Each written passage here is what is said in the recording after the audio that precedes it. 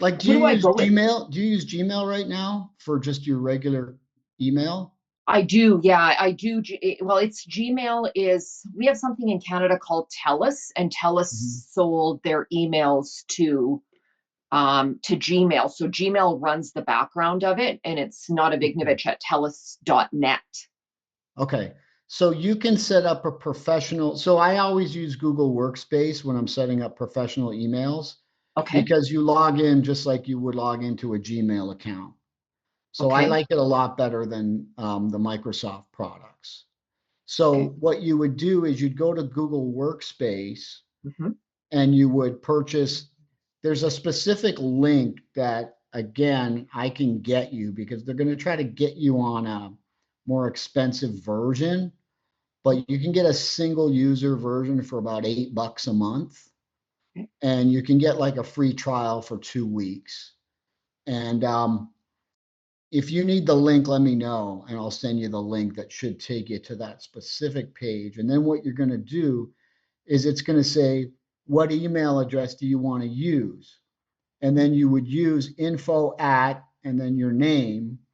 And then Google will go find where that's registered, whether it's Okay. GoDaddy or whomever you have it registered with. Hmm. And then Google will generally they have an API that will talk to it. Okay. So if the domain name is hosted at GoDaddy, Google's API will talk, it'll ask you, it'll prompt you to enter your GoDaddy username and password. Then it'll talk to GoDaddy and it'll connect the domain name automatically. Oh, Now, if you're not with GoDaddy or you're not with a service that Google can talk to, then you're going to have to manually do it, and it's going to be a little trickier. I Where's your am with, domain registered? I'm It's I'm GoDaddy? GoDaddy, so this is Okay, great. So that means that if GCK. I'm setting up um any marketing or anything through a GoDaddy, it will connect then with Google Workspace Yeah, like your email, your website will be, where's your website now? Is with it, GoDaddy. okay, so your website will stay with GoDaddy, Hmm. but your email will be through Google Workspace. Um, and Google will automatically connect it when you say, this is the email address I want to use. It'll do a search on that domain name and it'll say, you're registered with GoDaddy. Enter your GoDaddy username and password. You'll enter it. And then Google will automatically change the mail MX records that will point just the mail MX records to Google, and it'll retain the website records with GoDaddy. And so that's how that gets set up. Okay. And then you have professional email used just like a Gmail account, and you'll be able to toggle between the two. So if you're already using Gmail for one Gmail address, Hmm. up in the top right hand corner, your little icon, you'll be able to account, and then you can toggle between the two Google accounts easily. Okay. So And that's what then, I recommend. I like Google Workspace a lot better than Microsoft products. yeah, I do too. And they're just getting up in price.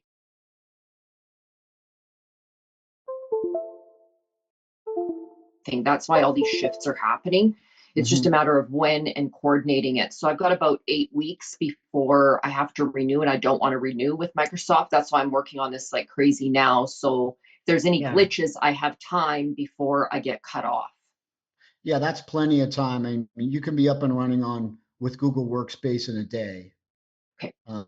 So that, and because it's with GoDaddy, it should be seamless. So I guess I won't have to worry then about transferring any people existing in Microsoft. Um, Well, yeah, you will. Like, so do you have multiple email addresses in there? Yeah, I do actually. I do because I my Fortitude, I'm going to Oh. be downsizing and won't be using it. So that I will, should I be sending out an email to clients and just saying my email's changing? Well, yeah, but what I'm asking is, do you have other email addresses associated with your domain name? Just my Like info, multiple user accounts or just info? just info. Okay, so that's not going to change. You're still going to be Okay. info, Yeah. but it's just going to be coming from a Google instead of Microsoft. So from the user end, from a client perspective, they won't know the difference. Your email address will still be the same. But the caveat is all those old emails in your Microsoft account are not going to be in your Google account anymore. So you should, at the very least, try to download them locally. Okay. Because if everything is sitting on the server via IMAP, then GoDaddy is going to say, are you sure you don't want to renew? You're going to lose everything. So you want to get Outlook on your computer locally and get all those emails downloaded to your local computer. So that way, when you need to find an email a year or two from now, you can search your local Outlook files for it. That way, you don't have to keep paying for Microsoft Office 365 on GoDaddy. So if I am, because I'm now going into my brand name and moving away from info at Fortitude for Wellness and just want info or my own Oh, okay, name. got it, got it, got it, got it. Yes. So your email address is changing then. Yeah. Yeah, because Yeah. I kind of want to get away from that. Like, this is my transition period. Like I said, everything that's related with Fortitude is going to be done, I think, the last week in July. So that's why I'm preparing Mhm. now to get set up and Okay. transition and rebrand myself, basically. Okay. Yeah. So if people try to email to that address, they're going to Mhm. get a bounce if you Okay. shut it down. Mhm. Now, there are ways, but it's technical that you can get on the server and set up an email forwarder right in your cPanel for Fortitude for Wellness. The domain name's still going to exist, right? Yes. So a technical person can go on your server and set up an email forwarder that should be able to get around that so that if someone sends an email to that address, it will automatically forward to your new email address. Another thing you can call GoDaddy and say, can I just buy email forwarding? Say, like, I don't want Microsoft Office. I don't want to pay for 365 and all that. I just want email forwarding. And they may offer that as a product. I would start there. So then info at Fortitude still is active. It just forwards to your new address. That way, when people email you, they don't get a bounce. Well, that's the thing. I'm in that transition period, and I thought, do I send something out? And I guess rebranding myself, that brings another question. When I rebrand myself, should I be reintroducing myself to my clients? I don't think so. I mean, they know No? you. Yeah. I Okay. mean, I've been on your website. You're right there on the website. So I don't think it's a problem. Okay. And then I'm still going to keep the Fortitude, which will be Yeah. linked and sending people to my brand. And I find, as much as I'm doing all this technology, I find my best clients I either find through referral or if Mhm. I'm at events and I meet people. And it's going back to that old school marketing of, I mean, you know, that's not old school, honestly. That's current. I mean, that's where I get 100% of my jobs are referral. yeah, So I do zero marketing. So it's the best way to get referrals are the best way to get clients. yeah. And just I find myself even being out there and just marketing myself and meeting people is the best way. As much as social media, you need to be on all of these different medias and channels and stuff. But Mhm. website, I find people go to just for to get a hold of me or contact. Yeah, that's same as me. Okay, Yeah. good. Sorry, I don't want to take up any more of your time because I know Okay. there's probably a lot of people with a lot of questions, but I appreciate everything. And I'm going to be reaching out because I think I want you guys to do some other stuff for me. Okay, sounds good. Okay. Good speaking with Nana. Take care. Yeah, likewise. Thanks, Thank Charlie. you. Bye. Okay, we're gonna go to Kristen. Hi, Charlie. Hi, Kristen. I'm sorry I couldn't respond to you when we first signed on. I was getting off of another call. Well, usually when I start it up, people just start coming up. It just starts filling up, and it's like, oh, it's just me and Kristen. So the workshop must have still been going on. But anyway, no problem. Well, I kind of have I need some big picture help, I think. I'm a truffle dog trainer. I'm A writing what trainer? truffle dog trainer. Truffle dog trainer. Okay. Yep. And I run an online course and a coaching program that's been established for quite some time, and I'm now writing the book to go alongside that. Okay, So tell me again what you've got already. You've got an online course. I've got an online course, an online coaching program. Those are well established, and I have an old podcast that I can bring back to life if I need to. And the course and the coaching are for truffle dog training? Yes, and the book Okay. will basically be an expanded version of what I do in the course and the coaching, so that it's an accessible option for people who can't afford coaching. Okay. Um, So so same subject. yes, yes. Okay. So a couple of the things that I'm struggling with is Well, that um, doesn't sound you're struggling with anything so I far. I don't know how to put all the pieces together so that like on the internet, things are centralized, because right now there's Teachable and there's my website and social media and Substack, and because they all have these different features that I need. Mhm. And then to add to that, when I do put the book out, now I'm confused on, is the book promotion happening through my business because they are identical, or is it me as an author? And so a lot of those pieces are kind of just out here, and I can't figure out how to pull them together. Well, what's your email list like? What's your email list size like? Just under 1,000. Okay. And how do people find out about you and join your email list?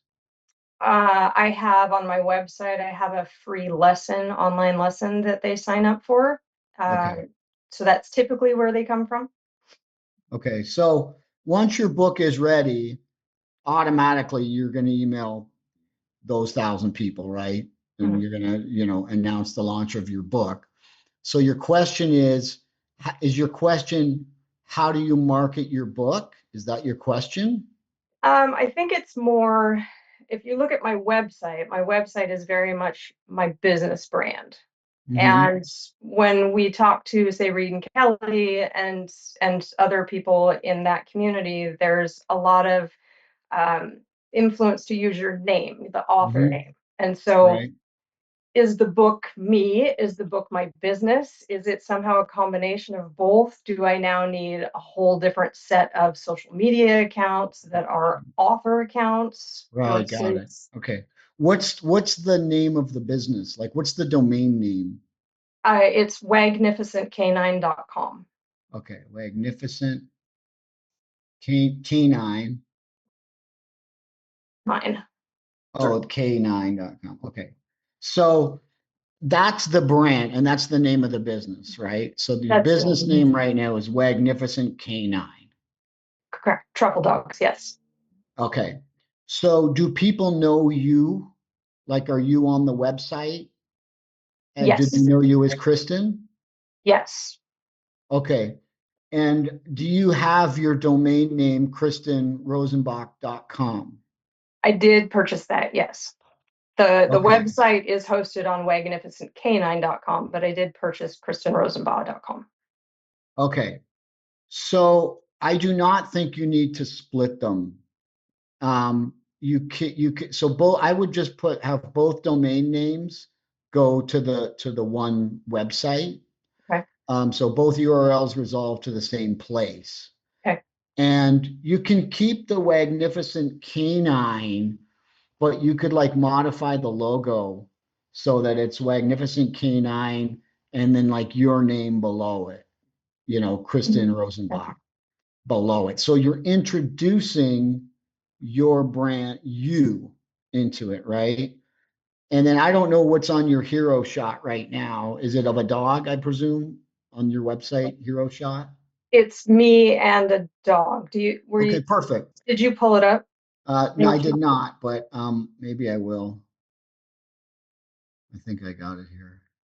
And I was listening in yesterday. I liked your idea for somebody about creating your homepage like a replica of the menu. Yeah. Unfortunately, with my skills, with what I can do like today, Mhm. I think this theme restricts me to a blog type format, because I was looking around trying to do that. What's the site built on? SiteGround, it's a web, SiteGround. Okay. it's a WordPress. Oh, okay. So it's got a WordPress guts. Okay. So right now, this is the brand, and you're down here about Kristen, and the dog is the logo. So I would introduce your name into the logo. I don't know that it needs the shape around it. It may not, but maybe you can do a variation on it where you get with Kristen Rosenbach underneath the truffle dogs. So you're introducing your name into the logo. And then I like that you've got a picture of you and the dog because it's a you're there. So I already know that it's you. And the dog is there because that's the business. Um, it's missing a clear call. I mean, learn online is a clear call to action, but I'd like kind of a description about what you do or who you are. It's a little stark, just to go straight to learn online. So now we have blog posts here, and we have Meet Kristen. And so these are all blog posts. So you've got a two-column layout where the posts are on the left, and then you've got a right-hand rail with a free giveaway here. So yeah, I would restructure the whole homepage. But again, it's going to be limited to what you can do within the admin, right? So it's easy for me to say, put an about here, put a podcast here, put the work with me here. I don't know what you can and can't do with your existing homepage, but right now it looks like it's dynamically bringing in the latest posts automatically. So when you do a new post, it appears at the top left. Is that correct? Yes. So for the first thing I wonder is if you get a look inside your admin, what's the front page? That would be my question. So that's a WordPress admin. The front page may be the blog, and that may be why it's defaulting to a blog layout. That's speculation on my part. Because if we look at this page, this is about Kristen. So, like if you were to go into your WordPress admin and say, make this the home page instead, in WordPress, they call it front page. Okay. Okay. So if you were to go into WordPress and say, make this the quote unquote front page or home page, then now you have more control. Okay. So you've got an image at the top, and then you could start to introduce. I don't know what kind of an editor you have in there, but if it's some kind of a drag and drop editor, then you could do like a two column where you have a picture on the left and copy on the right, or a three column. Then you can kind of structure your homepage like you're essentially going to build a new homepage. Because just on pure speculation, I'm guessing that your home is defaulting. Like this looks like a blog to me. Mhm. It's got latest posts on the left, and it's got a right column. So that's classic blog. Um, so it may be possible for you to change the home page. So you could take the About Kristen page or any of these pages, whichever one is like closest to your home page. Like this is pretty good here. This is pretty thorough. Like maybe you like take this page and clone it and then make this the new homepage and then modify it with all the elements from, like we talked about yesterday from the menu. Okay. So then we're going to be like, you know, your whatever the first promo is going to be learn online, um, but you're going to put a more clear call to action about what it is I'm actually getting, right? Because when I click here, basically I'm just you're taking me to the course page.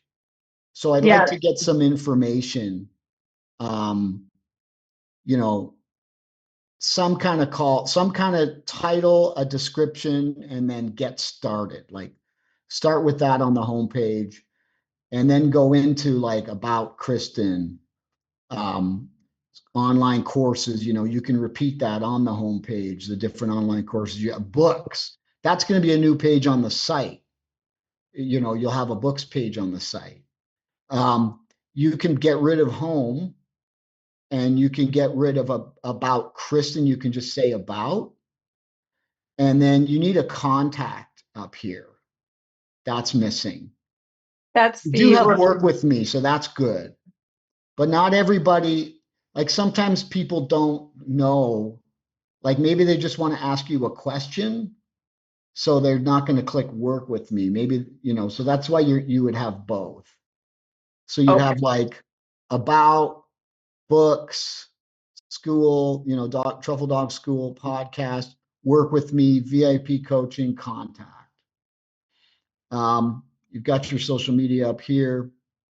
You do a new logo where you get your name in there. And then you're doing a rebrand. You're doing like a soft rebrand, where you're introducing more of you into the website. So I do not think you need a new website for your. I mean, everything's there. You Okay. just you just take your domain name, point it there, and eventually, like you can make the shift, and it's be like, oh, that's Kristen. She's the truffle dog trainer. And so people will know more. They'll know the name Kristen Rosenbach more so than the Magnificent Canine. Okay. Because Magnificent Canine is it's clever, but you kind of have to do some calculations in your head to figure it out. Right. And because of that, I did name the teachable school Truffle Dog School because I figured that would be easy. That's And better. I bought that domain to have it redirect. Oh, that's Uh, great. so it sounds to me like instead of creating a whole bunch of new accounts and starting over, I No. gradually get my name into the website socials, the business socials, and those sorts of things. And then Yeah. long term, it might shift more to my name and less the business name. Yes. I mean, like if it were me, if we take the SEO component out of it, I like Truffle Dog School a lot better than Magnificent Canine. And people can let you know in the chat what we think, because maybe if anyone has ideas for Kristen, put it in the chat. But like Truffle Dog School to me is great because it's literally what it is, you know? So like that's what you do. You're a truffle dog trainer. So I might be more inclined to make Truffle Dog School the domain name that resides where Kristen Rosenbach resides, and make a new name for the Teachable. Because do people go directly to Teachable, or do they go to your website and then that feeds them out to Teachable? It's a little bit of all different directions. Some of it is a direct link from the emails that I put out that goes directly to Teachable where they sign up. Mhm. Sometimes it's that free lesson that lives on Teachable. Mhm. Um, See, and I Truffle will, Dog School is a stronger domain, I think, and and that a is stronger that name. is what I named the Teachable. I named it Yeah, Truffle Dog School at or by Magnificent Canine or at Magnificent Canine. that's a lot. It was a lot, but I did shift a lot of that to Truffle Dog School. I bought those socials, even though I'm not using them so much. Yeah, Um, I like it better. Like, am I pronouncing your last name correctly? Is it Rosenbach? yes. Yeah. So it's like, hey, this is Kristen Rosenbach from Truffle Dog School. Check out my latest book. It just rolls off the tongue. Mhm. You know. make sure to go to my website, truffledogschool.com. That's way better than Magnificent Canine. Okay. So One, I like rebranding to Kristen Rosenbach Truffle Dog School. okay. Is there a concern? I do like that too. Is there a concern though that one of my biggest competitors is my former business, which is called Truffle Dog Company? Yeah, but are you saying that people are going to confuse the brand? Yeah, because I actually have a lot of people who seem to get that name wrong, even Yeah. when they come to me. And so I can just see some confusion there. I get a lot of people who come to me that'll say, "Oh, I went to Seattle Truffle Company," which they're referring to the other business. So Oh, part so I of, went there and I was looking for you and I couldn't find you. yeah, Got it. Okay. So that's why it's the importance of introducing yourself okay, into that brand okay, so that when they do go to Truffle Dog School, they see you there. But okay, I understand what you're saying. They go to Truffle Dog Company and they think they're on your site. yes. Yeah. That's that's one of the, and it's in the same city. It is because I actually co-founded the other company, Okay. Yeah. which So is the that problem. definitely, okay, that does throw a monkey wrench into things for sure. So I see why you would want to, make that distinction, which makes even more sense why you would pivot to Kristen Rosenbach as the brand. Okay, You know, this is Kristen Rosenbach. I'm the Truffle Dog coach. Whatever you Truffle Dog trainer, whatever you want to brand yourself. That, yeah, that tells me even more so the importance of pivoting to yourself.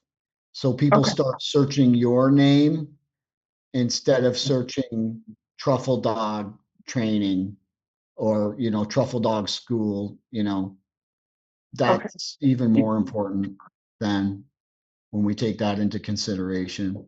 You can also buy, it may be worth buying a sponsored listing for yourself. So what's the name of the other company? Truffle Dog, what is it called? Truffle Dog Company? yeah, yeah, Okay. So what you can do is you can buy a Google sponsored listing so that if someone types in the phrase Truffle Dog Company or variations on that, Truffle Dog School, Truffle Dog Training, Truffle Dog Lessons, you bid on that phrase and variations on that phrase only in the Seattle area. So you have a very limited range that you're going to bid on, in terms of location. And then say, whenever that phrase comes up in this area, I want my website right there at the top of the Google sponsored listings and get your name in the ad. So it'll say Kristen Rosenbach, the Truffle Dog trainer, Kristen Rosenbach, Truffle Dog School, however you want to see. Because if someone's typing in Truffle Dog, they're already making that confusion, right? They're not typing in Magnificent Canine. correct. So they've already made that error. So you want to tell them, okay, I know who you're looking for. It's me, Truffle Dog, Kristen Rosenbach, the Truffle Dog trainer. And then they'll click it because oh yeah, because they'll get your name. Okay, So you put the Truffle Dog in the title and your name in the title. And then okay, you bid on that phrase. And be careful with your bidding that you don't just get people who want to buy a truffle dog, but maybe there's value in that too. Because if they want to buy one, then maybe they're going to want to buy your books and your courses. true, true. So, like, I think with a small budget for those sponsored listings, you can help clear up a lot of the confusion when people search for you on Google. Okay. Does that I, make sense what I'm saying? it does. I don't know anything about Google sponsor listing, but I took notes on what you were saying, so I'm hopeful that that'll make sense once I'm actually looking at it. Yeah, yeah. So you'll set up a Google, they always change the name. It's like Google ad. If you search Google AdWords Google Places for Business, then you can get set up as like, you should be set up anyway as a local business. And then you start your ad campaigns, and then you'll run like just like a single ad campaign that has truffle dog school, all the variations on the word truffle dog, and you'll just run it in, you'll set up the parameters for where you want those ads to run. And you Okay. should, I mean, every time someone in your area types in truffle dog, then you're going to show up as the first result. That's the goal under Okay. sponsored listings. But Okay. there's only value in that if you put your name right in the ad, because then they're going to make that connection. That's the one I'm looking for. That's Kristen. Okay. That's why it's important to get your name in it. Okay. Mhm. Okay. That's really helpful. Thank you. Yeah, And you have a little homework to do. If you find it daunting, someone in your area will be happy to set it up for you. okay. You can find someone on Yelp or whatever to get you set up with like a Google. You should have a Google local listing. I You do. should have a Yelp listing. Oh, I you do. already have a Google listing? I have a Google listing. I don't have Okay, Yelp. great. So you just do it right through your Google account. You Okay. just set up a paid advertising campaign right through that. And the paid advertising campaign is the That's the sponsored list? sponsored listing. So you're bidding on a click. Okay. So, and you set your monthly budget. So you're going to say, okay, I'm going to spend, $100 a month, whatever it is, and I'm not willing to bid more than this much for a click, but there's not going to be much competition, I don't think, for that phrase. So I think you should be able to get the top one or two spots for relatively cheap, 20, 30 cents a click or something. Okay. Hopefully, fingers crossed. I don't know. I'm guessing. There's only a couple businesses. I just happen to create both of Yeah. them. So you may be the only one advertising on the sponsored listings at all. Who knows? Okay. You know? Okay. And the reason why you want to put your name in the results is so that you're not paying for just junk clicks. Like you don't want someone to click on it and they're, oh, I'm on the wrong website, and then they bounce. So that's why you want it to be like a quality customer. Okay. Yeah. Okay. And And just, then go ahead. Mhm. Well, just as a general rule for everybody, when you're doing your Google ads, um, there's also negative keywords. Okay, now I'm going way off here, but like let's say you have a product and you're offering, let's say you're selling soap, um, and you're doing Google paid ads. You want negative keywords in there that you don't want people to click. Like if someone types in the words soap coupon and you're not offering a coupon, you're wasting that click, because someone's searching on Google for this type of soap and they enter the word coupon with the phrase, and then you're paying for that click, and then they land on your page and there's no coupon, then they're just going to bail. So you've wasted that money. So you have to make sure that you're conscious of the not just the positive keywords, but the negative keywords as well. So Okay. I probably said too much there. I'm just confusing No, you people. did. That's actually helpful because if someone Googled truffle dog training, do it yourself. Okay, I there don't you want go. those. Exactly. Good example. Okay. So what you do is you look at your data at the end of the month and say, okay, what have people searched on? And you're like, uh-oh, that term, or maybe they're looking for the other business or something. So then you say, okay, I'm going to add those to my negative keywords. And that means if someone puts that with my phrase, don't bid on it because I'm wasting my money.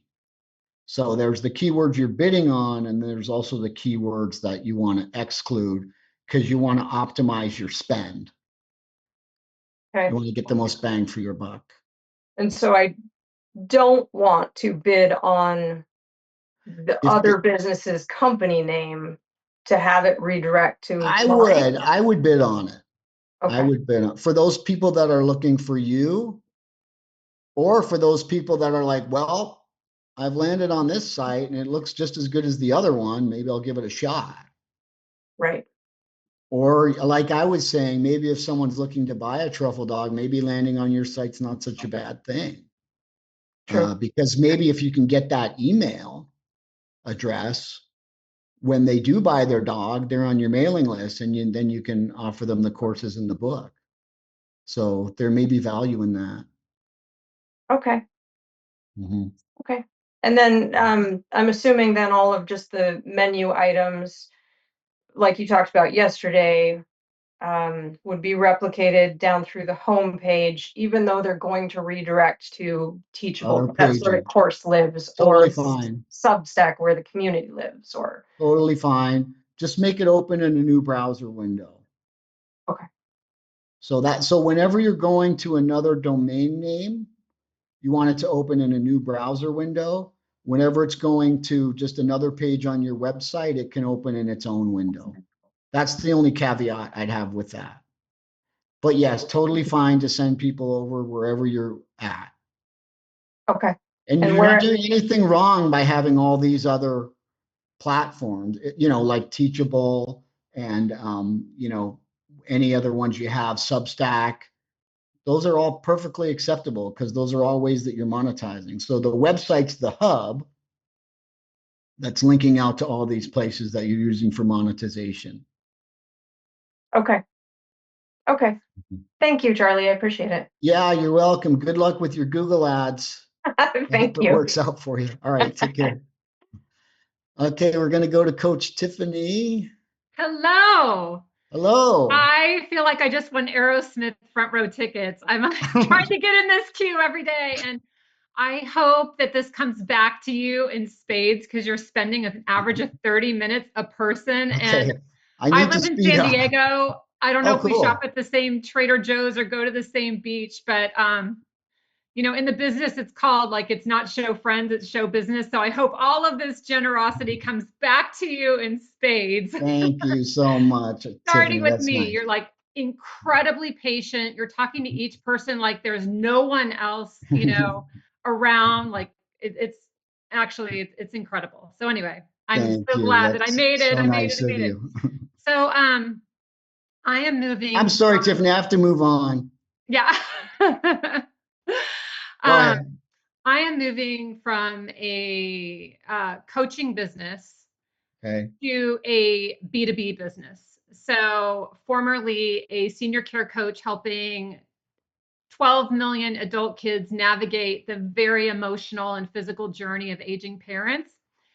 And I'm migrating from my existing website, although I have a new one for you, is goldenstrategy.biz, B-I-Z. But Okay. based on incredible life experiences this year, I'm moving from a senior care strategist to a founder on a mission to end silent suffering with two precious populations. And those populations are aging parents and seniors, and also college students, because they're both suffering in silence and in mental health crises based on a missing, an oversight of systems, right? So I Okay. wanted to let you see like where I was, but now what I'm trying to do is avoid Linktree and avoid multiple websites. So I'm trying to accomplish a lot. So I can just pop it in the chat. I just have Yeah. a temp link. Let's see if it goes. I'm not 100% clear on where the pivot is.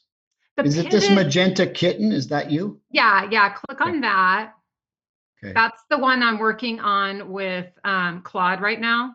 Okay. And so ignore the nav bar, ignore the fact that my logo's missing. I know those type of things. Okay. Is the website coming up? Yeah, I'm going to share it here. Okay.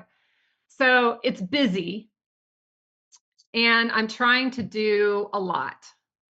Okay. So I have two core B2B audiences, which are going to be C-suites within the healthcare system and college deans and presidents. Okay. So, C-suites. What's a C-suite? CEOs, Okay. CMOs, COOs. Got it.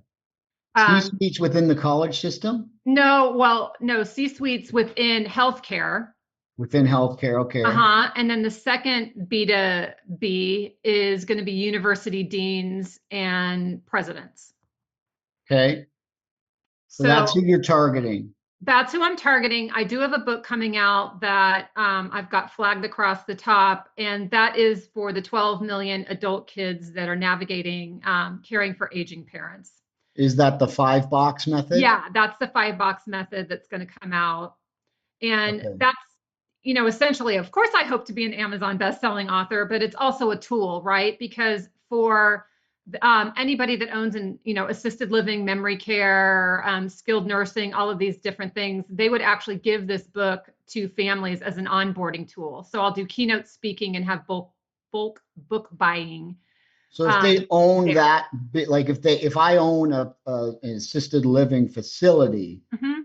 I'm going to be interested in your book and passing it on to people who are using, who are Before you have the people caregivers. move mom or dad in, you Uh-huh. want families to read this book because I help you stabilize the resident before they actually come in. And what Okay. happens is a domino effect of doom from a business standpoint for these assisted living communities and skilled nursing communities, because the adult kids know nothing about their parents. Parents camouflage chronic illnesses, and it causes overtime destabilization of parents.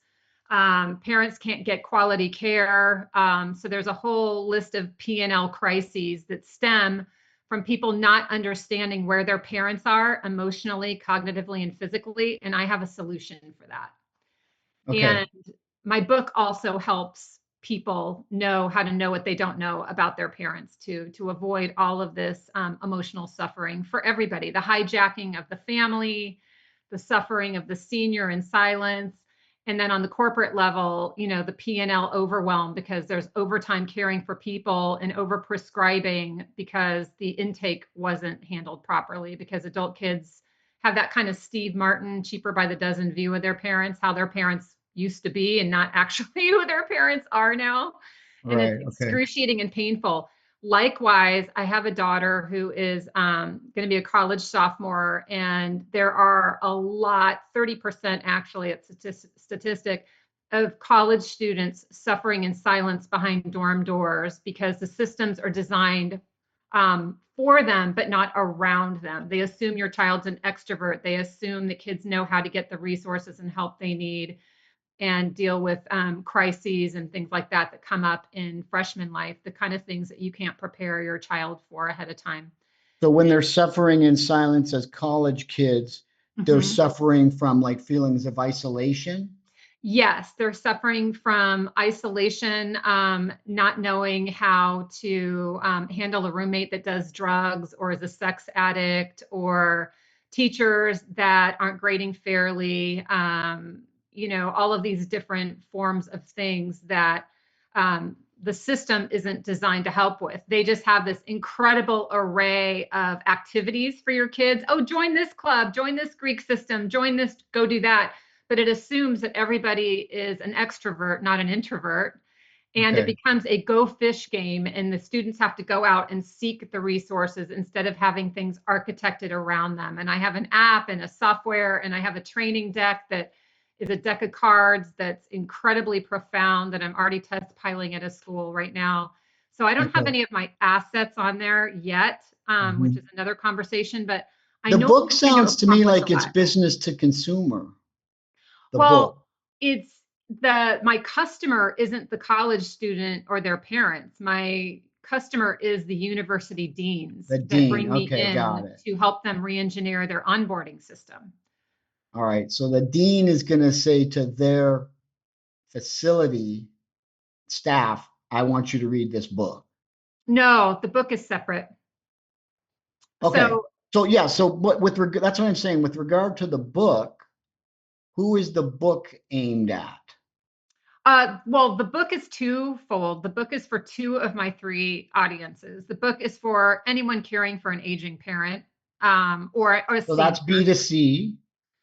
which is B2C. But there's Okay. the B2B component, which is where I'm going to make my money, not off the book sales, Okay. individual book sales, is from chief wellness officers, chief operating officers, chief marketing officers, CEOs of assisted living, memory care, and skilled nursing facilities, because they're going to want all of the families coming in to read this book to help onboard their residents, the people coming into these facilities.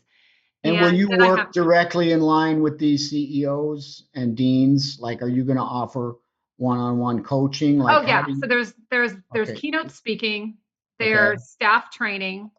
Okay. I have I've got trademarks in progress, methodologies to the training and training tools specifically that Okay. help solve problems and things that are camouflaged on the P&L that all resort from lack of emotional architecture intelligence.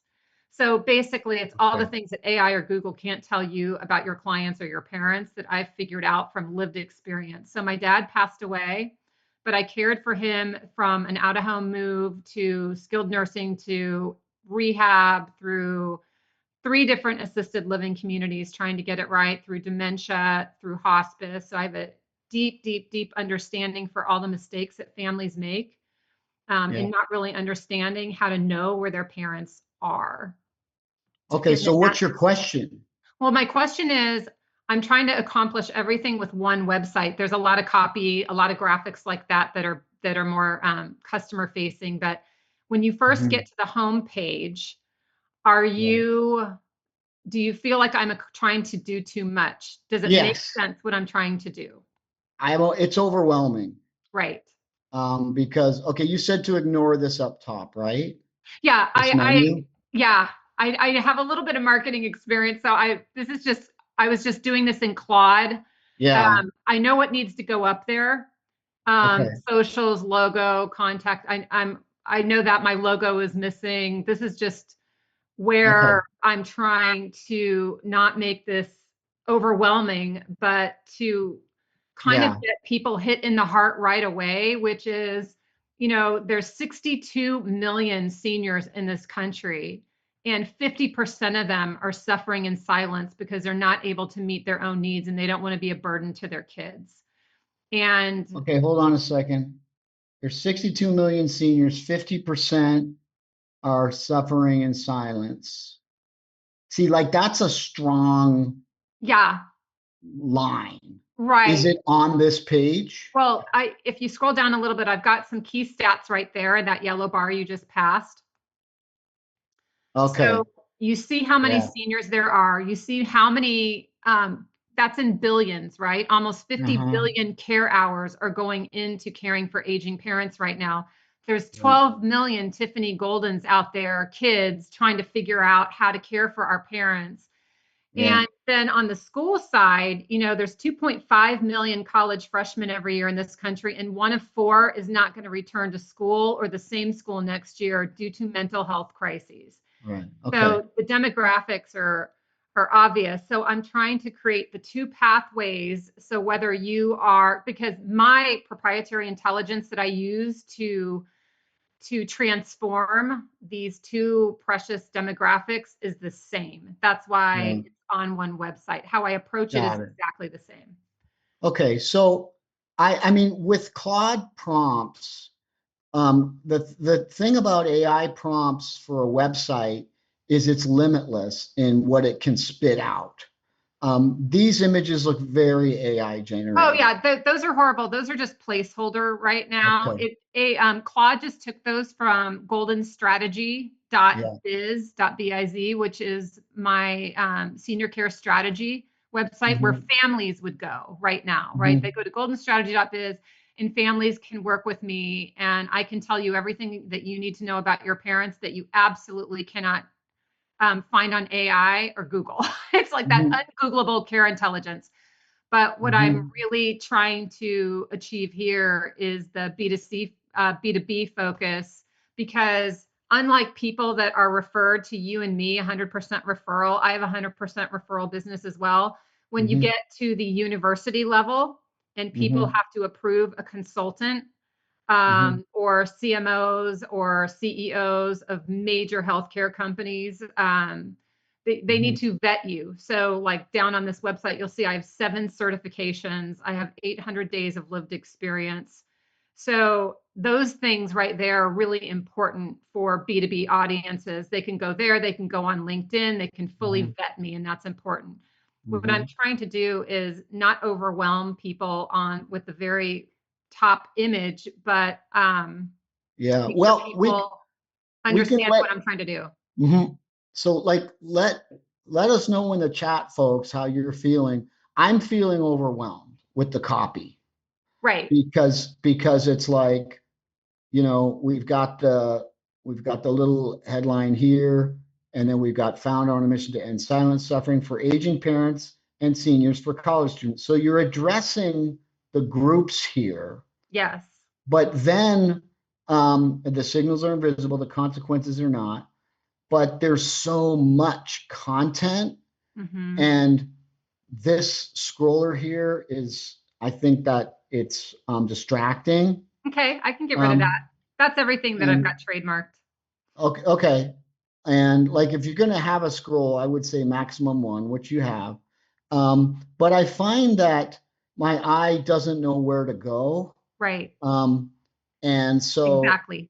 you have, I think you need to introduce more imagery, and I think you need less copy, because when I look at this, like, I don't know which side I'm supposed to read first, because I understand you're addressing 2 groups, right?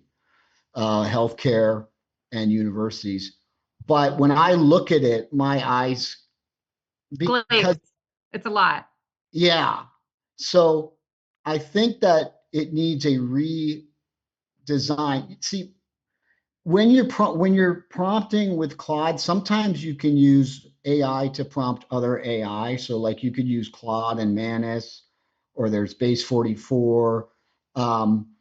So sometimes you can use one AI to prompt the other AI for the result. But you may want to take a step back and go old school and just say, okay, what are the most important points I need to hit here? And founder on a mission to end silent suffering, that talks about you, but that's not addressing me, the user, the person who's looking for, to use your services. So, and you're It's also, bigger though, right? Because people do want to be a part of a mission that they align with, and people do want to be a part of a movement. And it's not just work with me. Like, I really care about the loneliness epidemic, and I really care about college student suicide and depression. well, And I I have no care doubt about all that, these that you neglected care. seniors. Look, I have no doubt whatsoever that you care. That's not the issue. The issue is getting the message across in a way that I can absorb it, where I'm not feeling overwhelmed. Yeah, I mean, this doesn't have the images in it, right? Like, it doesn't have any of that. I'm just wondering if, yes, it's way too text heavy. Am I accomplishing in any effective way talking to audiences? Like right up top, like the goal that I really want people to feel that is not coming through, that's where I need to get with the copy, is I want, if you are a senior level manager in healthcare, or you are a dean on a college campus, I almost want you to feel like, oh my God, I don't want blood on my hands, right? Like I don't want anybody on my campus or any senior in my building suffering. Like that's a keep me up at night thing, right? And I, Tiffany Golden, right? Golden strategy, know exactly how to pinpoint that and exactly what to do.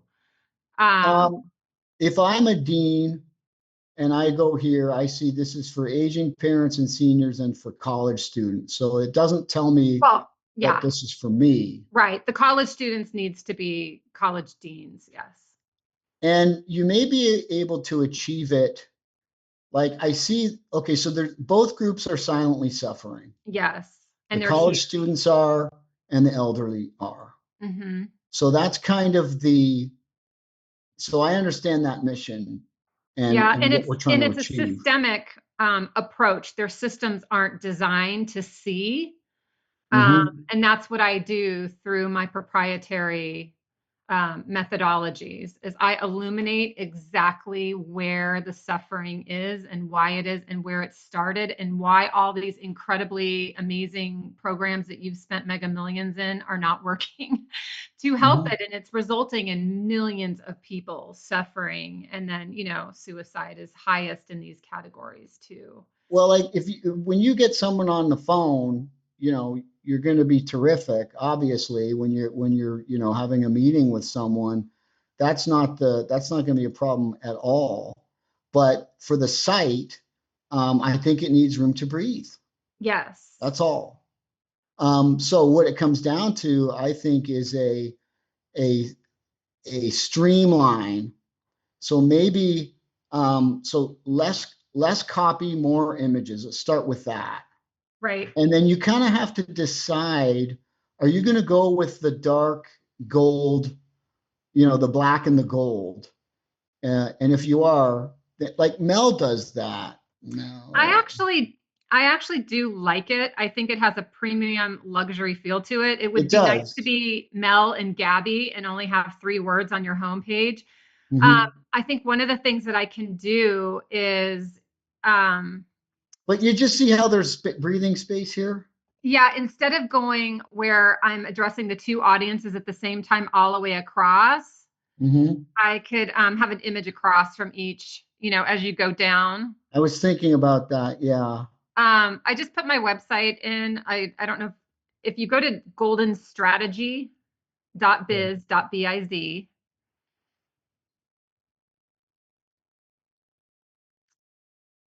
This one has a lot of copy too, but Same you'll see like picture. at least when I scroll down, when you scroll, This I know what you do. right, exactly. Senior care coaching. Yes. And Navigate the you, emotional and physical complexity of aging parents with an expert. This is much clearer to me. right, because it's for one audience. Yeah, And they know yeah, I'm a coach and a speaker. Yes. And then yeah. you scroll down, and I mean, this is old. This is 2 years old, but there's the Hmm. credentials, right? I Yeah. actually have more now. Um, and then I break it up where these are, like I said, it's 2 years old. These are horrible old AI images. But Hmm. as you go down to these 4 boxes, there's an image and there's text, right? So it Yeah. tells you what I It do in flows each of these better. things, how I help, although that's a lot of Yeah. text. Um, how a Gets a coach little actually heavy here. supports you. And then as you go down, it tells you exactly like how I am different than Hmm. hiring a placement agency or a declutter specialist or an elder care attorney or a hospice. Like, what do I do that they don't do? So Hmm. it's really easy for a family, right? A family can look here and go, she knows how to help me with mom or dad for sure. She's told me how she's different. She's also educated me on what these other entities do, right? As I put together a Hmm. care team. And then I have like how you get started for families and how you can have an actionable plan and know how to speak your parents' language. I mean, these are all the kind of things that are in my book too. And then I Hmm. also do the same thing community facing so that people know if you're a corporate or community, how I can help transform your community. So if I probably use a little bit more of this type of format, people have to scroll a little longer if you're a college dean versus Yeah. So the strengths of this site are it's got a more professional aesthetic to it. And it's yes, like you were saying, a more sophisticated, a richer aesthetic to it because Claude prompted it. So it's able to, create that luxury feel. But the strength with this site is the messaging is clearer and simpler. yes, So what I think needs to happen is we need to take this messaging and layout and we need to give it the luxury treatment, you know? So it's a combination. It's like an upgrade from this one. And you just have to figure out, okay, how am I going to handle the students and seniors? And it may be able to be handled a lot better when you start introducing the visual elements. So you've got universities and campuses and care plus healthcare. If these were represented visually, like students, seniors with an image, Yeah. and then and more space, more spacing and less copy, then at least we know, okay, so you open with the suffering, right? And the silent suffering. And then like those stats I thought were really compelling that are a little bit buried. Like with these numbers, I don't necessarily stop to read them. It's also because I'm so accustomed to seeing this layout with the big number and then the thing below. So it's like, 30, a million orders fulfilled, you know, 100,000 satisfied customers, 700 Yelp reviews. I'm so used to seeing this structure Right. that my eyes glaze over it. But if you came in with like two stats, right? 6 point, I wrote it down when you were 62 telling million. 62 Yeah. million seniors. There are 62 million seniors in the United States. 50% of them are suffering in silence. Like that is like one stat you open on. And then Yeah. it And could then the almost college student. dissolve. Then it could dissolve into another stat and where you do the college stat. And there are X number of kids in college. This percentage of them are suffering in silence. Like that's your opener. And it could be like a dissolve, could be one way you handle it. So you do a single banner, and the first banner addresses the seniors, and then it's like a dissolve or a slider. Once you've allowed enough time to read it, then the next banner comes in and you give the stat on the college kids, Yeah. right? So it's just a simple message so we understand what is happening. Then we move down, and then you could go into then maybe you go into who you are and where your credentials. Then we go into the picture of you and what you specialize in and the two areas you help. Then we go into the split, but we simplify the split. Yeah. With the images. Yeah, we spread them out. We get more of this kind of space where there's room for stuff to breathe. Yeah, so when you introduce those images, that'll help. And then now you've hit on like the main subjects. You've got the main banner with the one for the seniors, one for the students. We introduce you, then we go to the side by side. Yeah. And maybe Charlie, like what you're talking about in terms of the technology with dissolve and slider, like the reason I have this duality thing going right up top is I don't want, if you are a university dean, I don't want you turned off by the fact that I'm talking about seniors. If you're there because you're a healthcare C-suiter, I don't want you to go, oh, what's this college stuff? So I was trying to unify it up top and then have people be able to jump to where they want to go, because they're both consciousness intelligence. And that's not something that AI or Google can actually help you solve. No, I know that. I mean, you don't need to explain to me the importance of the work you're doing or the Yeah, I'm need just for trying this. to figure out the technology to make it less overwhelming, but not have somebody jump off because they saw one or the other. That's why I'm trying to hit them with both up top. Okay. Well, if you want to avoid like a single slider that goes one into the next, then you really do need to open on a two shot.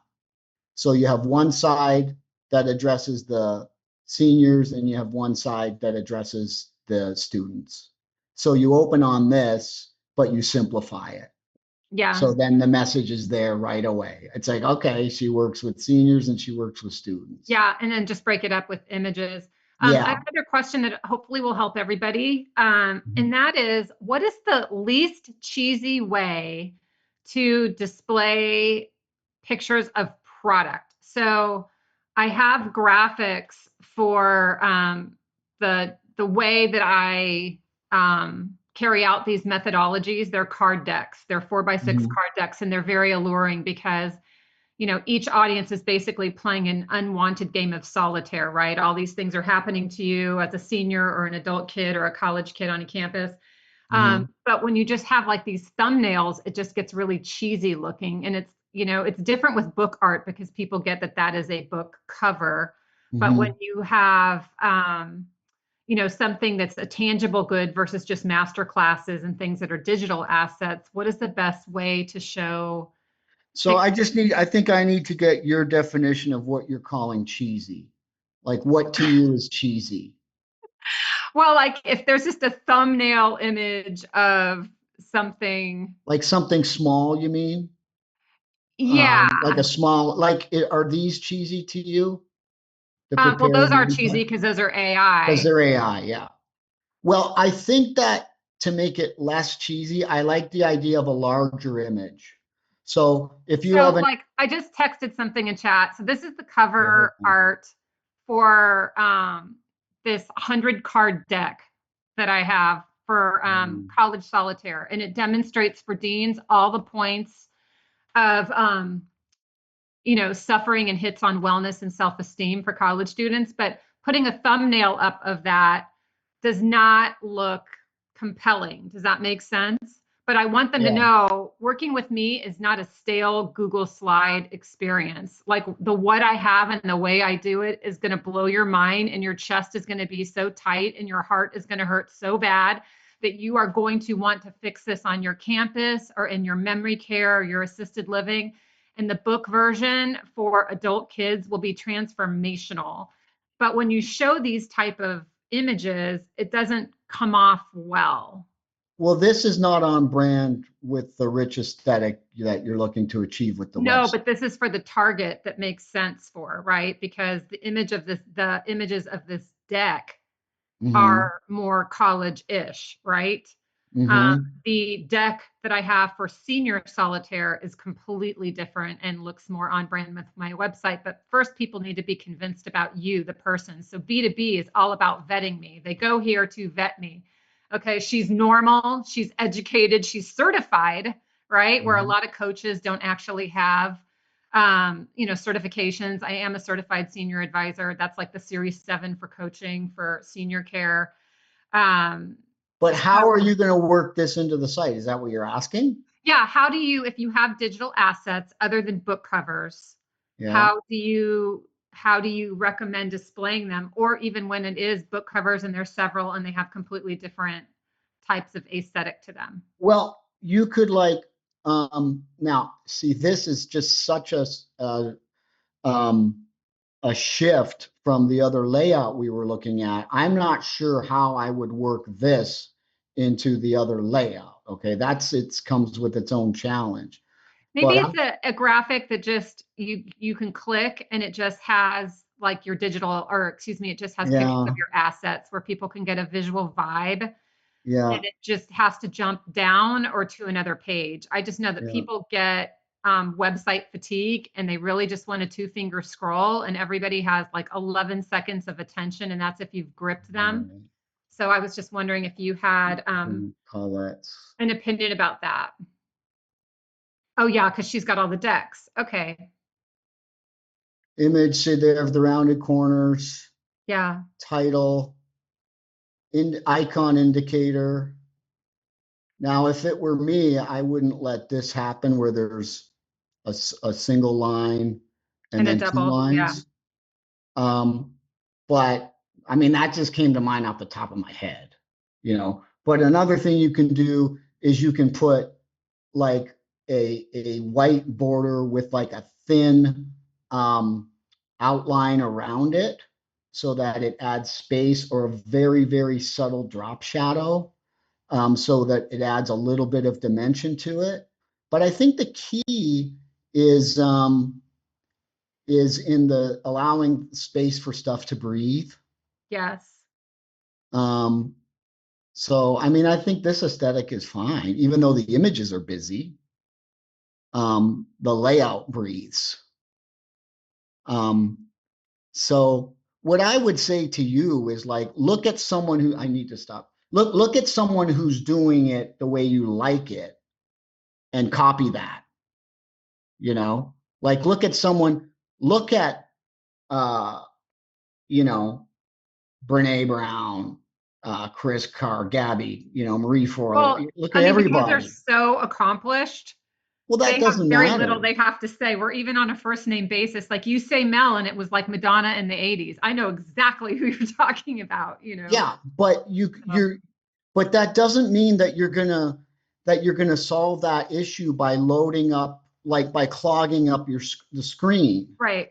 It just, you can put more content on it, but you just need to allow the Yeah. content to breathe. And maybe it So has to be old school buttons up top under the hero focal message where it's like college deans go here, healthcare yes, C-suites go here, and but I just again, want everybody to drop. I'd still have like a visual and a title and a description and an Yeah. action button so Yeah, that. and making sure that the who it's for, which are the Mhm. B2B. So these products are not for the seniors and they're not for the students. They're to I help got it. them by revamping the systems through No, the I'm clear on what you're doing. yeah. I'm clear on Okay. that. It's just we're trying to say, okay, how do we achieve it with the website? Hey, Charlie, are you secretly hoping I don't actually call you to work on this because it might give you a migraine? It's too. What makes you think I already don't have one? All right, I will Okay. jump. Thank you so much. Okay. I'm sure you have an allergic reaction to Linktree. Is that true? No, no, I don't care. It's fine. I mean, some people have to use it because they have their Substack, they have their Patreon, they have their website, they have their Teachable, and so that's how they have to get it out when they're only Yeah, allowed one link. yeah, So it's okay. yeah. I don't. I have an allergic reaction to social media in general, but it's So, fine. by the way, are your parents still here? Well, they're still. I mean, they're in Canada, but yes, they're still with me. Yeah, Yeah. they're still So alive. I have one little tip for anybody who is an adult child right now caring for their aging parents. And there Let's is hear it. one product in particular that you need to know that your parents use. Okay. And if we had time, which we don't, I would have people put their guesses in chat, but I'll just put you out of your misery right now and tell you that the most important product to know about your parents that they use is laundry detergent. And you're like, Okay. what? Why? And what I will tell you is that scents make sense to your parents as they get older. The scent that they smell makes sense to their brain. And as they enter cognitive decline, which you may not know that they're in, it Yeah. will stabilize them because their clothes won't feel like their clothes. They won't smell like their clothes, and they'll think that they're being poisoned or stolen from, or all these different things are happening. So if you have a parent in cognitive decline, for sure, you definitely want to know that. But next time you're at your But what parents, does, okay, but wait, it out. how's that tied into laundry detergent? Like what are we supposed to do with that information? Well, you're supposed to know exactly what laundry detergent they use. So if something happens to them, or you need to move them or bring care into their home, you don't want to send a caregiver to Walmart or Target to buy the cheapest thing on sale on the shelf. You need to know Okay. the scent, the brand, the formula. And that's true for toothpaste and some other things. And those are the kind of interesting things that are in my book. I send everybody out with some marching orders to go through your parents' home, and I help you know where your parents are emotionally, cognitively, and physically, because there's all this stuff going on that is completely camouflaged. And I promise you, when you walk out the door and drive down the street, they're like, oh, he or she or they didn't spot a thing. Thank God, because they don't want to be a burden and they don't want to be evicted from their house. So you need to know Okay. scent, formula, same thing for toothpaste. But anyway, thanks everybody. I Thank can't you, wait to Tiffany. stay on and hear what everybody's doing. I'm fascinated by everyone that I've seen in these groups. And Charlie, I'm fascinated by your patience. Thank you, Tiffany. Good Thank speaking with you. you. There's probably plenty of people in the chat who have comments for you, so check it out. Oh, And I hopefully will. you got Thanks, some good everybody. ideas. Okay. Thank you. Thank you. Hey, Kat, Charlie, you're back. I'm back. Okay, I'm so excited. I'm getting so excited.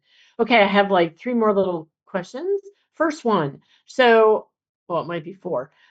I bought the Divi theme package several months ago because I do have a WordPress site, right? And I'm going to be building that thing. Please may I start it soon. Fonts confuse me and overwhelm me. I chose Divi based on recommendations of a website developer who Mhm. really knows her stuff. And I'm like, okay, cool. But when I look at fonts, I go, holy crapness. Like, I don't sit around looking at sites going, oh, which font is this? And I really like how, like, I don't. And so it's overwhelming. How do you pick fonts that work without having to look at a million and go, I don't know. After a while, it's like what I said in the Mhm. chat here about decision fatigue. After a while, I'm like, oh, screw it. I'm just going to pick, can I do like, Times Roman and call it good? Well, don't do Times Roman. Come Um, on. but I think people tend to overthink their fonts sometimes. Just like they'll overthink their logos or their colors, or they'll spend, 10 or 15 grand on a branding kit. And like a branding kit is like fonts and colors and a few design elements. Then you don't need to spend the money on that. Right. So make sure that you're using web safe fonts that are free. So like any Google font is going to be a free font that's available. So keep it to those. In other words, you may have fonts installed on your computer that are not going to be web safe, or that you may not have a license for Wait, on wait, the wait. website. Wait. So maybe I'm mixing my things because this is how unsophisticated I am. But the Divi package, isn't that fonts and that kind of stuff? Yeah, I yeah, have a yeah, license and all that. So I'm saying bought it yeah. because that made sense. But when you're looking at fonts, I Mhm. mean that works for everybody else. But I've already bought this thing, so I'm like, I Okay, do so you're want like, to where do use I it. go?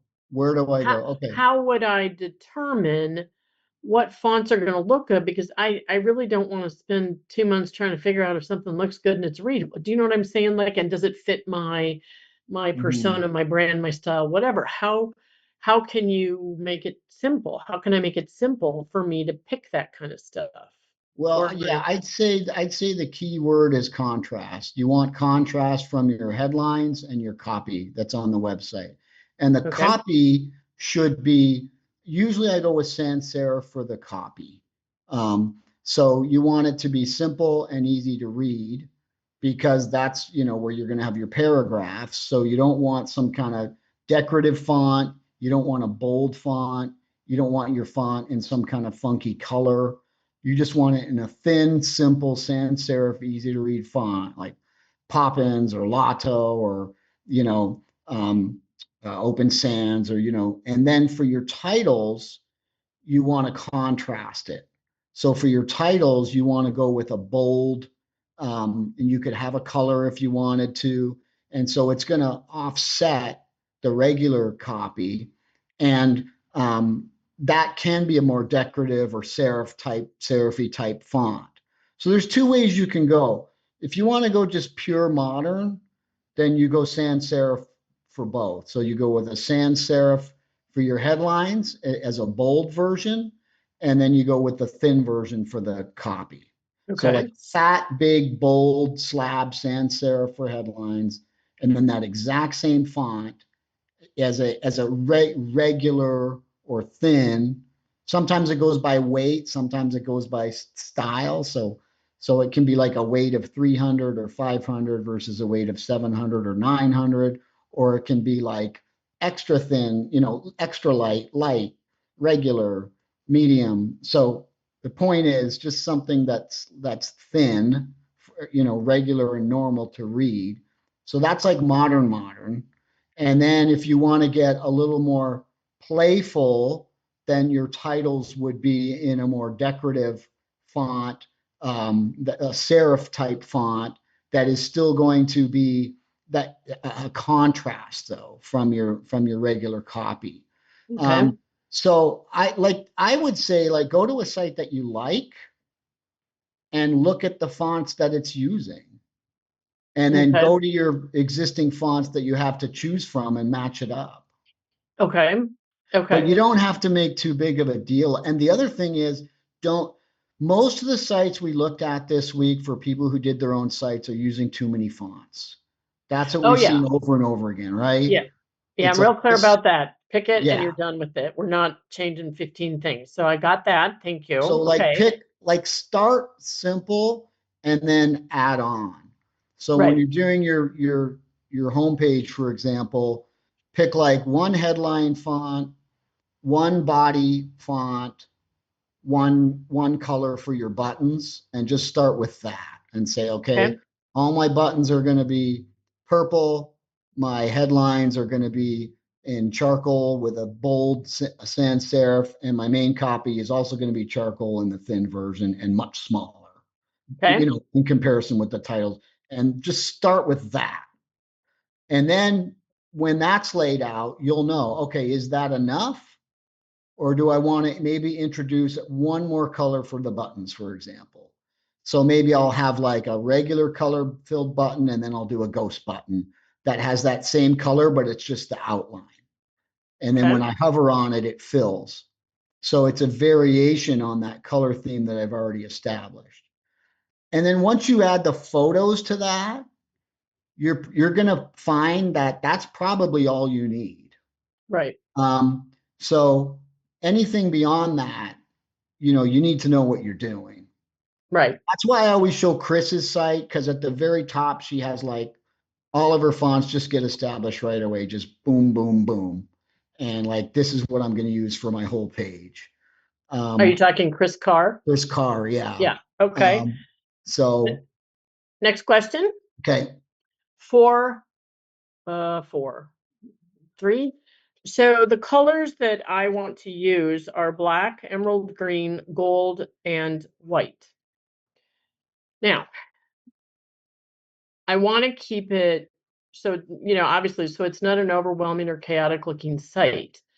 Would it be best to do something like use a white background, black text or dark text, and then use like the gold and green as, I don't know, Accents. Yeah. accent? Yeah. Okay. Right. Yeah. Yeah. Okay. Yeah. Next question. You have said several times over the days, and I'm quoting, that they're not going to take you seriously, and whoever it was you were talking to at that time, as a programmer, if you're selling your paintings and doing intuitive stuff. But here's the thing, Charlie, and I know I'm not the only one out here. I'm like multifaceted, multi whatever, multi-dimensional, multi everything. So trying to make this be a one thing just does not work.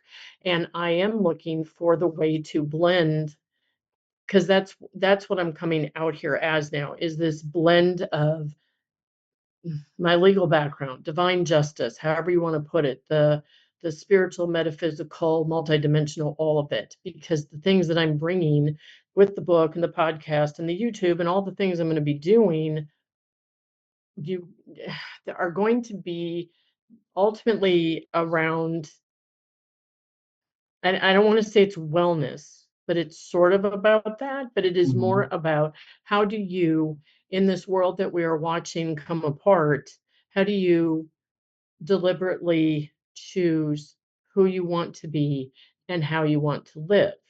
Because there are Might be times, above my pay grade. no, I know. I'm just saying this is the thing that people, there's so much chaos going on, and I take a very multi-layered, multi-dimensional approach to it Well, and if you can providing make info. it work on your site, that's great. Okay, I'm so not telling, like, I'm always trying to get people to, if at all possible, yes, bring it together, you know. okay, We try to avoid having to have like two or three different websites. Um, it's only when it's just going to be ridiculous if we blend them together that we run into that issue. But if you're okay, saying that, look, all my work is multifaceted, but it's all under this main, umbrella of wellness and healing, then by all means, bring it all under that umbrella. It mostly becomes a problem when it's like, a very practical, down to earth service that is you're making your money, like say an accountant or an attorney, and you need that business for your revenue. You don't want to say, I'm also a channeler. when you're trying to grow that business and put it all under the main website, because it's going to water down those two, it's going to hurt your revenue stream and you're not going to be taken seriously, because they're just too split. But if what you're telling me is that everything you're doing can be encompassed under this wellness umbrella you're putting together, then I think that's great. And it is exactly that, because it's a very practical, logical, and again, like I said, my background was legal, but I also did intuitive guidance and animal communication and all sorts of things. And now what I'm doing in this next iteration of who I am in the business isn't even that kind of stuff, but that's all the background of what it is that I'm bringing forward. So it's kind of hard Well, to. the background is fine because that's like the about page. So No, then well, that's where you tell your story. okay. And so if people are going for intuitive guidance and you also have a legal background, that's totally fine because that's part of who you are and part of, your areas of expertise. Right. But if you're trying to sell your legal services, No. then see, if you're not trying to sell that as a service and it's just part of who you are as a person, then that's completely fine. Okay. I I mean, will Joe say, Dispenza, I think his doctor, I think he's a chiropractor, yeah, right? right, So he's Dr. Joe Dispenza, but he's a doctor of chiropractic. right. But I don't think much of the work he does revolves around chiropractic these days. Probably none of it. Yeah. But, and I do hear what you're saying. I can say though that I have met and have connected with a number of people who have a basic general, what I would call a 3D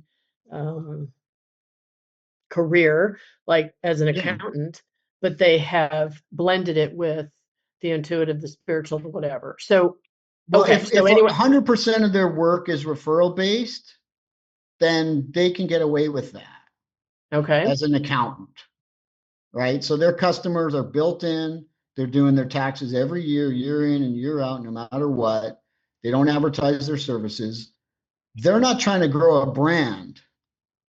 Okay, so I'm talking about if you're Okay. trying to grow a brand and you rely on people who don't know who you are and you're trying to get more business, that's where it's going to become a problem blending those things. But if Okay. I'm making my money full time as an accountant, I have my client base, and then I do this other stuff on the side. My clients, they're built in. That doesn't matter. It only becomes a problem for new people who are getting thrown by the dual messaging. It's like, wait a minute, what are you, an accountant or into it? But you can Okay. totally do that on the side. Like I'm a musician, I play in a band. But I don't, that has nothing to do with my website development work. So I don't put it on my website. My website's for my revenue generator. Okay. Okay. Well, then I will think a little further about the things that I'm going to do. But thank you for clearing that up for me. And thanks, Charlie, because I'm so flippin' excited about Oh, what I'm I'm going to be glad. doing. So thank you. And then I can say I graduated from the Charlie Griffin School of Excellence for website Do Your Right Thing. Yeah. Thank you very much That for and all of your $3 will generosity. get you a latte. Yeah, you're welcome, Kat. Good speaking with you. Thank you. Take care. Okay. Hi, Rebecca. Oh, hi there. Hi. Hi. So, I wrote down a bunch of questions, but really, in general, I have a very antiquated website. I've been at this for about 30 years now, as a healer and spiritual mentor, in the lineage of Don Miguel Ruiz. Many of you probably know him. And I studied with his beloved mother, Madre Sarita, in learning the curandismo, the shamanism. So I have a beautiful website, but it's like very old. I Okay. made the attempt I did that. I learned coding. I'm an artist, so I was very particular. So I just learned how to do it myself so I could make it pretty and exactly the way I wanted to. But here I am now. I've, attempted through other people, like actually paid them money, and they took my money and ran. For a So website? yeah, for a new Okay. website, did the whole thing, like you said, the branding package, all of that. Didn't get anywhere with it, but lost, well, my deposit, which was $5,000. Oh, So yeah, so here I am, and I have the skills, I have the artist's eye. Um, I just, I don't want to. That's where I'm at. So I guess my overarching question is like, you know, where do I go? I mean, are these AI tools, have they really evolved to a point where I can just talk to it and tell it to basically copy my site into a mobile friendly site? I can type in my website is just my name, but RebeccaHaywood.com. did you say you also have a programming background? I learned it. Okay, No, I you don't may have a you background, but just learned the well, coding. My site was built on Joomla. Joomla. Yeah, I remember Joomla. Yeah, that's how old my website is. So, yeah, I learned enough coding to figure out how to change colors and make buttons the way I wanted them to be, and uh, redefine their modules and all of that. And anyway, it's so antiquated now. Um, it's sort It of doesn't look like it's mobile friendly. no, it's not. That's how old it is. Yeah. Not mobile friendly at all. And so I mean, basically, I'm not looking to change a whole lot um, of the content other than logo, and colors. I mean, all of it is just, it's such the old style of website, right?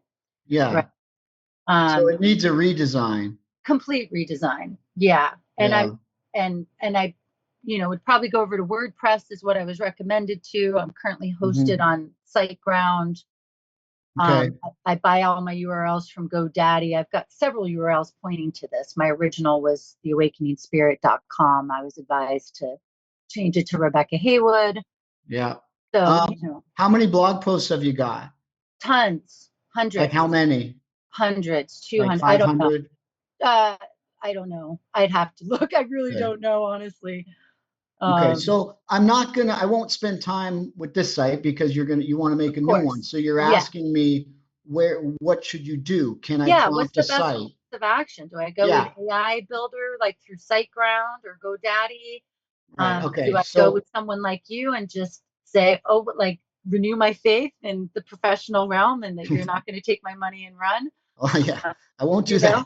that. So here's what we're doing right now with the Uh-huh. with the Hay House authors. We're still developing in WordPress. Uh-huh. So we're using AI tools for design and for development, Okay. but we're still delivering it on a WordPress platform Great. because the reason is the people that are going to be working on the website are going to be, they're comfortable in WordPress.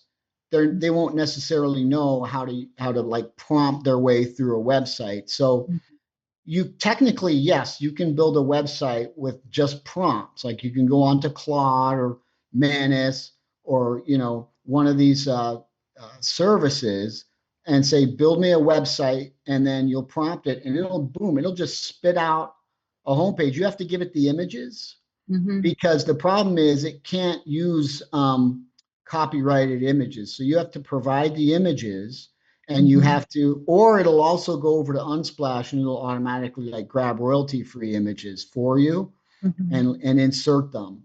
And then you have to say to it, okay, that all looks good, but the main header doesn't look right. Please fix it. And then it'll try to fix it. And then you say, okay, now I need it to be mobile friendly. And now I need it to have a CMS, which is a Mhm. content management system like you have in Joomla.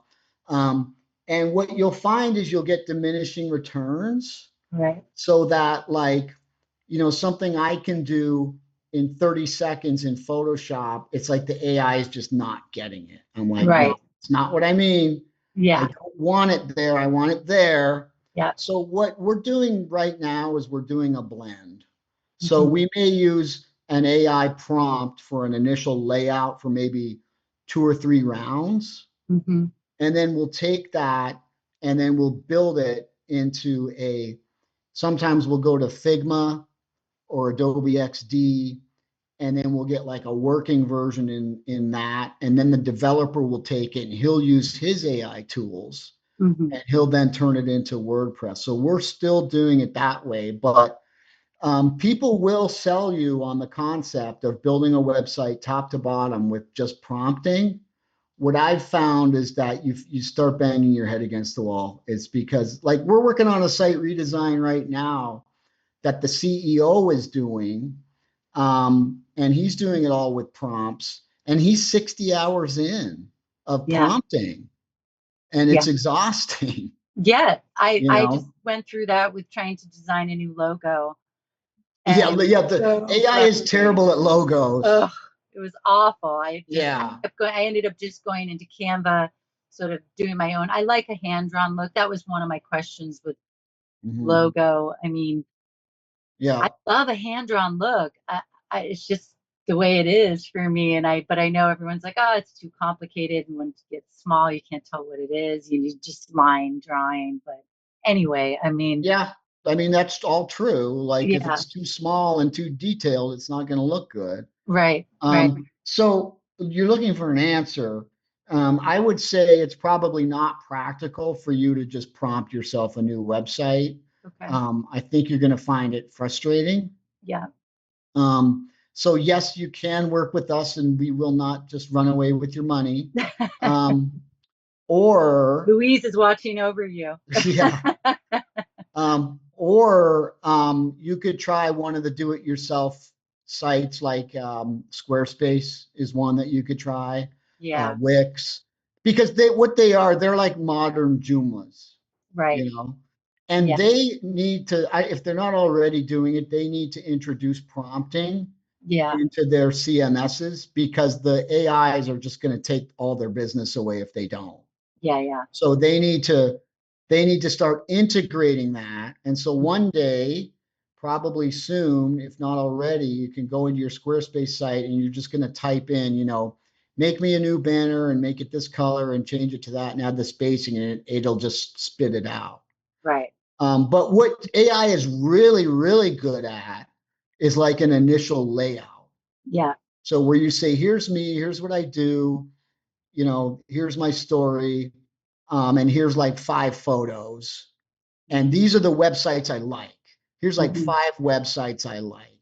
mhm. And you can use one AI to do a prompt for another AI. So you can use like Claude and say, just like I just said, everything I just said, and then say, write me a prompt for Manus. And then Claude will write like a detailed prompt, sophisticated, elegant, blah, blah, blah, all these keywords. Then you take that prompt and spit it into Manus. Then Manus will churn out or base 44 is another good one. And then they'll churn that layout out. And then you have like a really nice layout. Mhm. At that point, you're going to get diminishing returns from your prompts. Right. Going to say do this with the header and it's going to regenerate and like get something wrong, and that's when you go down the rabbit hole of just like, oh, this is getting so ponderous when I could Yeah. do it in Photoshop in 30 seconds. Right. So but what you can do is start with a prompt and say, okay, I've got my overall look, this is what I want it to look like. Now build me an about page, now build a contact page. So you've kind of got the main elements. Mhm. And then you could bring in a developer at that point to then build it into a CMS. If you don't want to go the Squarespace route, you Yeah. can start with prompts Mhm. of your own to get the general idea, Mhm. and then hire someone at that point to take over and finish the project. Gotcha. And Mhm. is that what, if I were to work with you, is that what you would want We me to could do? totally do that for you. Yeah. Okay. So if you prompt yourself, like 5, 6, 7 pages, Mhm. and you say, you need to fix my banners, I need a new logo, this Mhm. page isn't coming out right, we can go in and take those and build them into a functioning website with a CMS that you can then manage. Okay. Mhm. Thank you. I do have maybe a more specific question for my needs. So um, I'm wanting to create, and I don't know if it needs to be like a separate website. I was just thinking it would be its own URL that I could redirect to a page on my website. So it's still sort of nested in my website. And what it is it would be Four Wings Collective, which is a small group of healers that have been training in my grandmother's lineage. And, you know, now they're ready to start working sort of internship style, you know. So this would be a place where they can find these students and work with them and work with all of us. We do something I call circle healings. And Okay. yeah, so it would be a launch place for that. So I'm just landing pages, you know, what's your point of view on that? I mean, do you really Well, have your own URL separate for these kinds of things? Same with events. That's one thing that was advised to me in the past. Don't do mhm. event pages. They're antiquated now. Each event has its own landing page. No, I wouldn't say that's the case. I mean, Okay. it depends on, I mean, it really depends on how big you are. Um, but most of this stuff is third partied out. So like the registration process and all that is usually Right. third party. But if you're talking about a community or a group, what about like using social media as the method for the Yeah, technology? that's where we're going to begin. Mhm. You know, we're going to start with an Instagram that'll link to a Facebook business page as well. So we Okay. for both audiences. And then sort of the Facebook is long-term goal. still Facebook is still good for groups. Mhm. So rather than trying to build a following on a Facebook page, new creators often get more traction through niche Facebook groups because the Mm, algorithm treats it differently. mhm, So they what they do is they generate community discussion and you get rewarded with visibility. mhm, mhm. So I think that's a good one. You Okay. just have to make sure that the people have the Facebook accounts that Right. they're, because younger people often don't. Right. And Meta that's that, forces one on you, but they don't log in. They don't log right. into it. Yeah, that's kind Mhm. of why I wanted to sort of hit both ends, you know, Instagram and Facebook, so we'd sort of, you know, Yeah, reach more people. that's Um, good. so yeah, so you're like whatever with landing pages, not really a necessary. I mean, landing pages are like 10 years ago. Thank you. Yeah. It's like it used to be like the whole funnel where first you introduce, you get people informed, and then you send them to a landing page, and then it's a funnel, and Yeah. but no, you don't need a unique. Sometimes we do a book landing page. Like Right. when a big author has a book that they're ready to launch, we will do a custom landing page for that book. Mhm. But they've got a built-in audience, Right. and the landing page is there to collect email addresses and for Okay. book sales. So it's like Mel Robbins' landing page offers free chapters that you can't get with the book. So you already own the book. Oh, I said this in my presentation. It's like you already own the book, but Mel might not have your email address. right. So you go to the book landing page and she's got like, here's 2 free chapters that aren't in my book. All you have to do is give me your email address. Yeah. So they're still good for that. Mhm. Um, but no, you do not need like a unique URL and a unique landing page for every single event that you want to host. It's too much Yeah. work. Yeah. Well, I'm one place that it might serve me is actually in, you know, I lead journeys to Teotihuacan, Mexico, the pyramids down there. Mhm. And so I've always sort of reinvented it every time. New title of the journey, sort of new theme of the journey. And I'm at this place now. You know what? I know people call it a signature journey or a signature retreat, whatever. We're going to do, you know, one or two a year, and it's going to be the same one every time. You know what I mean? In terms of the name of the journey, the general time that we go, just so I'm not spinning my wheels with all this marketing nonsense because I'm just here to write and help, you know, serve people. And I don't want to waste my time with all this nonsense anymore. I'm over it. Well, So, you host the retreats though. yeah. Hmm. So like a built-in, like your best way to reach those people is through email Yeah.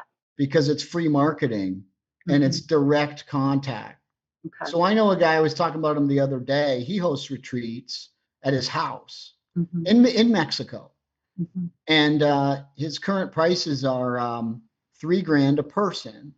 So you pay your airfare and your hotel, and he'll take care of your meals. And he limits it to 20 people. And so he collects 60 grand in a weekend for his retreats. And the way he reaches them is through his direct email. If you're on his mailing list, you're going to find out about that retreat.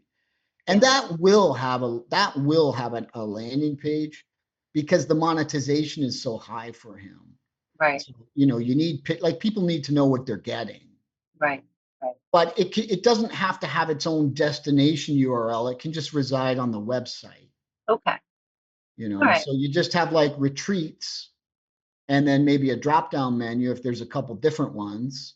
Mhm. And then you just click it and there it is, all right on the website. It's just another page on the site. Right. That's how I always used to do it. So, okay, Mhm. that makes sense to me. Yeah, no need for a new URL for that. Okay, good to know. For newsletter, I mean, historically I've used MailChimp. Is Mhm. that still what, I mean, is there, MailChimp is the lowest cost of entry to get in. right, It's not the best one. right, If you want the best one, it's Klaviyo. Klaviyo. Klaviyo. I'll put it in the chat here.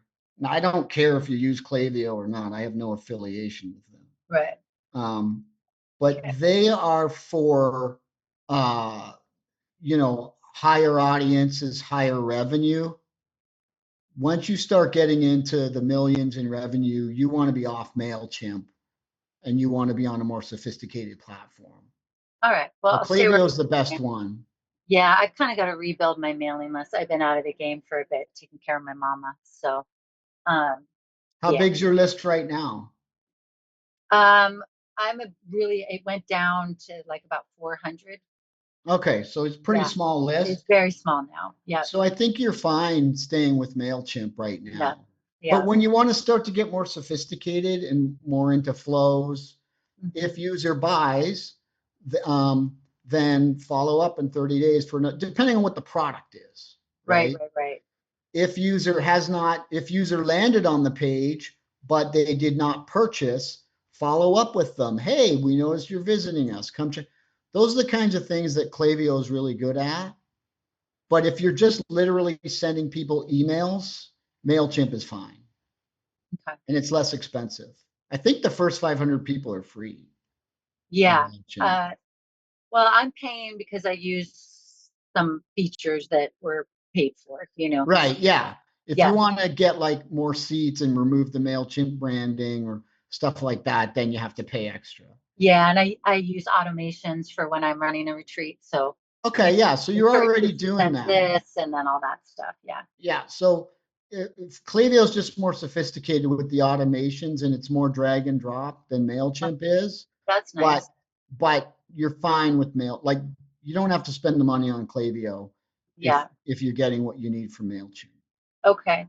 And then I don't know if you can answer this, but is there a liability to listing, these students that are, out to practice their healing work? Is there a liability for me to just like list them on my site? When like people who are taking the course, taking the retreat, like These are apprentices, I would call them, instead of just students. These are apprentices. They've been with me for years studying this healing lineage, and now they're ready to go out and practice with clients. well, I would get their permission. Oh, I have permission with them, but I just Oh mean, yeah, you're fine. I'm fine, right? It's not my liability, it's theirs, working with their own clients. Oh right? yeah, yeah. Okay. Yeah, I mean, look, maybe you should check with I'm not a lawyer, Right, right. but I mean, there's no problem in having referrals on the site or like a directory. Yeah. Okay. Yeah. Okay. That sounds good. All right. Well, I'm gonna, I'll let the last 10 minutes give it to somebody else, but I'll definitely be reaching out because I'm just ready for it to be done. So Okay, sounds sound like a good. good guy for that. Well, try some AI prompts and see what you get, and then Uh-huh. reach out to me and show me what you've done. Yeah, sure. Okay. All right. Thanks. Okay, Rebecca, take care. You too. All right, we're gonna go to Dr. Deidre. Deirdre. Hi. Deirdre. Hello. Hi. Hello. I just want to thank you for all of the wonderful feedback and education you've given. You're so generous and knowledgeable and efficient and caring, and it's just awesome. Thank And you. I'm going to give you my website. I'm an acupuncturist, and I am planning on writing a book, which would be a teaching memoir. The website Okay. I'm giving you is my acupuncture website, which is my name. And as you tried to pronounce it, that's the question, the first question I have. Was it a good idea to go with my name for my website? Because I have a Yeah. difficult name. There are many variations of this name spelling. There's Deidre's, there's Deirdre's. Was it a bad idea to go with that? Uh, No, okay. no, you're fine. I mean, like once you get, you can see the screen now. Yep.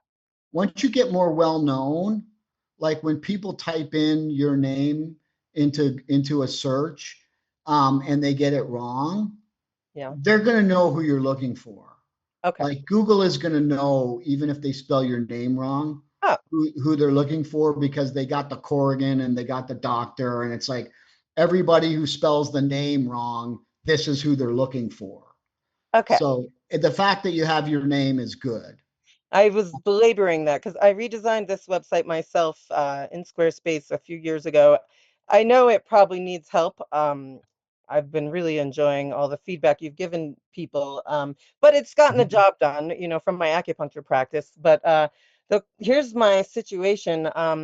It's a teaching memoir that I plan on writing, and it's a story about my life, which has elements of tragedy, but also music. I'm a musician also. I play traditional Irish music. So I plan to also release a recording of traditional Irish music.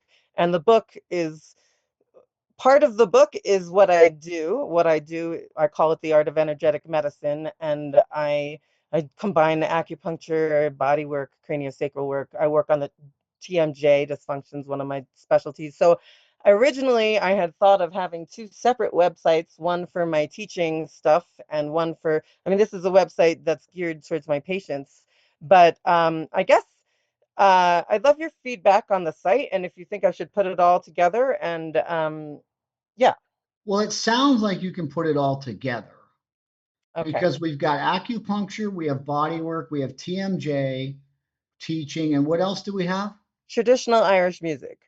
I know. Okay, that one may I be a know. stretch. I've never put it in because it's not part of it. However, so the book itself that I plan to write, Yeah. music is a huge part of that. Actually, the music is the entire reason that I do any of this because I wanted to be able to go out and play music whenever I wanted to. That's the whole reason I Well, became, that's okay. yeah. The But book will be okay on here. I plan to record an album at the same time around I plan to, in addition to the book, also record an album. And I just wondered if I should um, include that on here. Would it be I too much think to you have? could. Well, I think you could put it on the about page, the album and the music. Yeah. Like that's part of who you are Yeah. and your story. Hmm. But I wouldn't put it in the main menu like Okay. Yes. acupuncture, body work, TMJ, Yes. Yes. Irish music, Okay. because it's That just it's too much of a it, that's stretch. that's why it's not even in there. But I Yeah. also know that it is a big part Of of you. me. Yeah.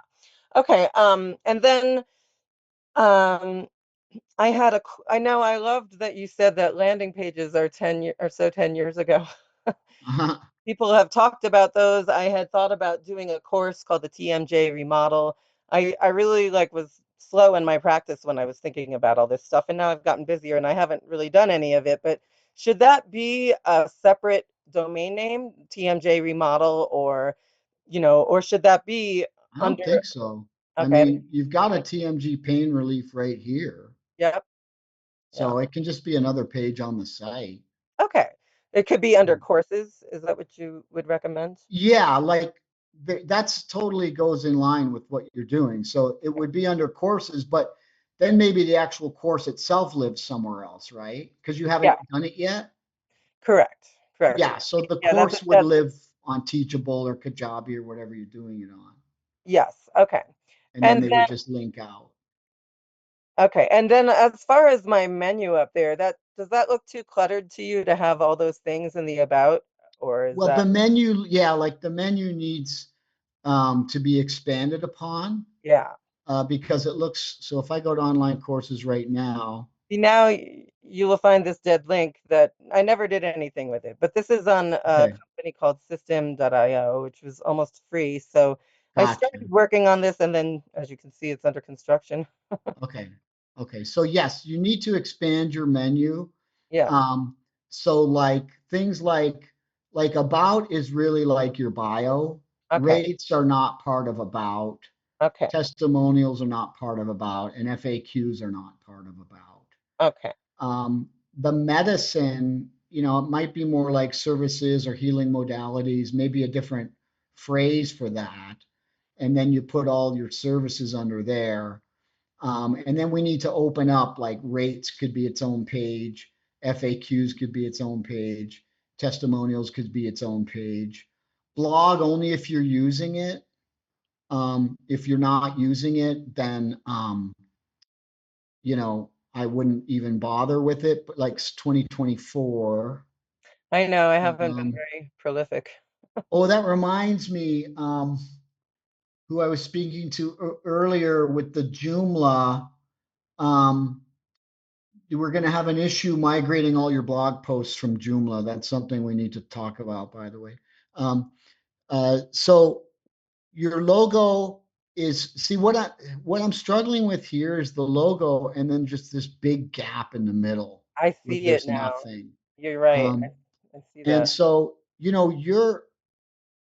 it's better here because there's a picture in the back, Exactly. I see that now. but the picture is muted Yes. and this gray and black isn't helping. Okay. Like, because the picture has so much color, Yes. and then you introduce this no color here, and it just takes away. So I'd rather that this picture were like bright. My And photograph. so, I'm sorry? My photograph itself. Yeah, brightened up. And Yeah. like what I would probably think about doing, because of the nature of your logo, it could get centered. Uh-huh. So, like you center your logo, and then you have an even number on the left and the right of the logo for your menu items. Yes. And so then it's like about, you know, FAQs or whatever on one side, and then three more on the other side. And then the drop downs just live there. The logo lives in the middle. And then this here, I help people heal by relieving pain, improving sleep, calming stress, and restoring balance. That gets pushed over to the right of you. Mm-hmm. And then you have like a learn more button. And then we just take this whole box and we get rid of it altogether.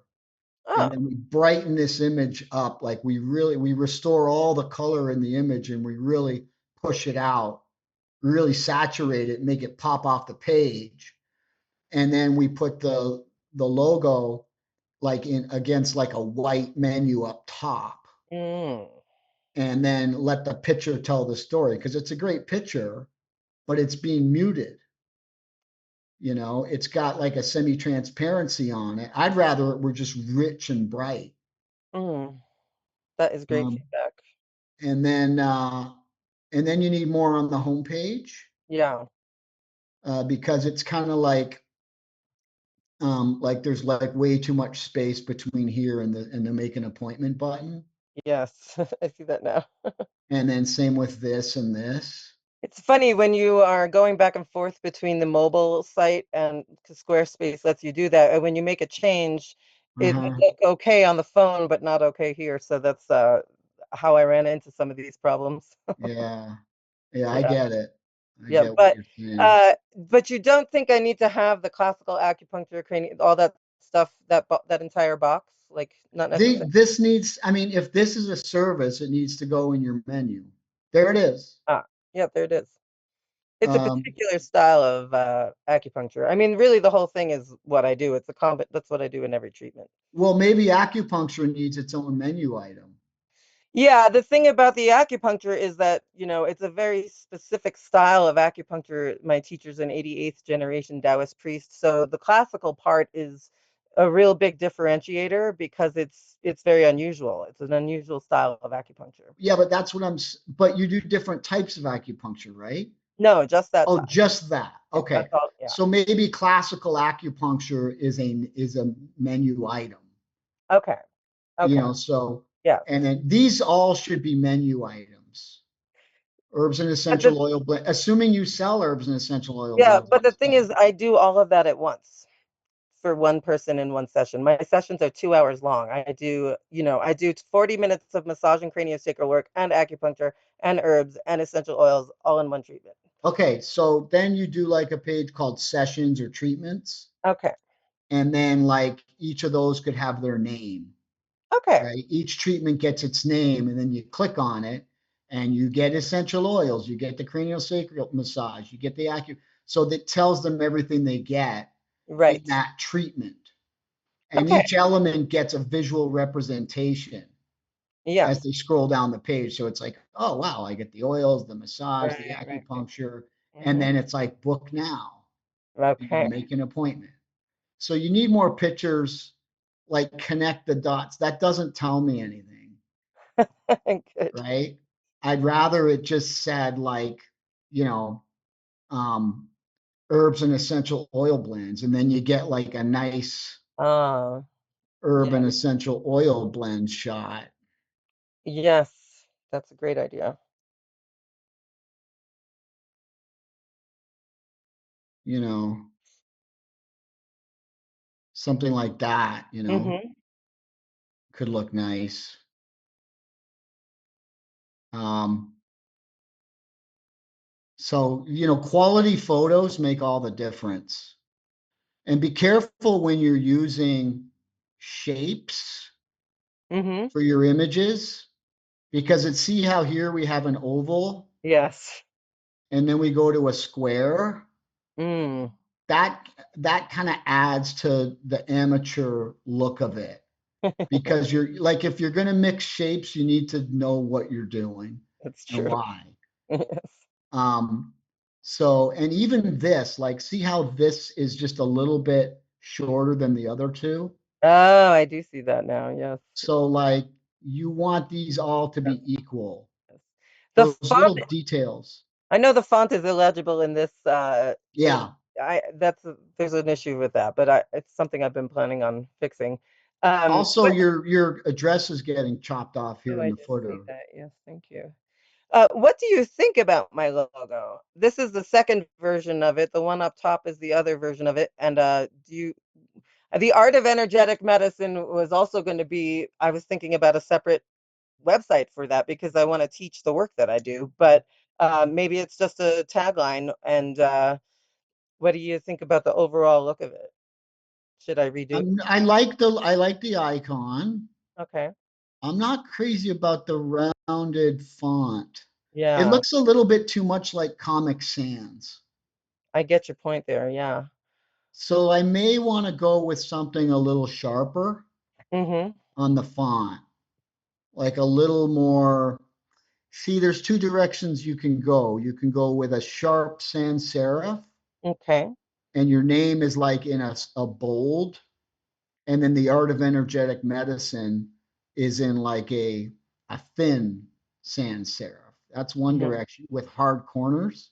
Mm-hmm. The other direction you can go is like a sans serif on your name, and then the art of energetic medicine goes into a like a very decorative font, like a script, Mm-hmm. and that kind of writes and like overlaps a little bit over your name in a different color.